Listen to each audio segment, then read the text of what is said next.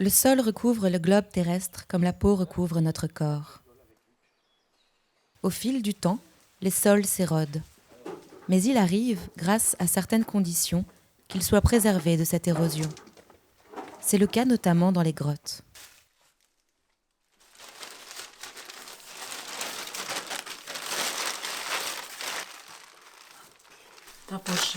J'observe déjà.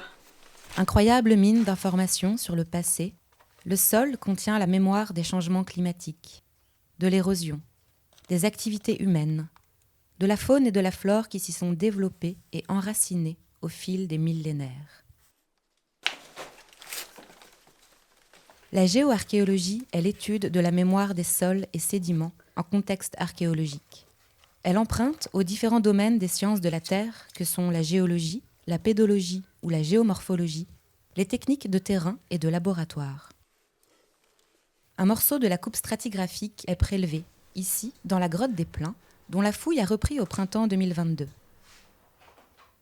Ce morceau est ensuite solidifié à la résine en laboratoire avant d'être découpé en lames minces. Ces lames, de 6 cm de large par 9 cm de long et de 30 microns d'épaisseur, permettent l'observation au microscope des composants invisibles à l'œil nu. Parmi les nombreuses techniques utilisées par cette science interdisciplinaire qu'est la géoarchéologie, la micromorphologie fait parler la Terre par l'analyse microscopique des sédiments et sols. C'est presque que du organique. Ça veut dire des restes, qu'est-ce que ça a été, des excréments, des chairs, des os.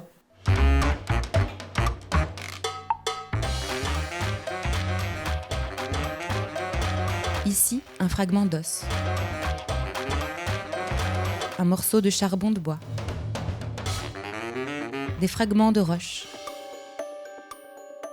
ou encore cet étonnant exemple de matériaux organiques fondus provenant probablement de graisse animale brûlée.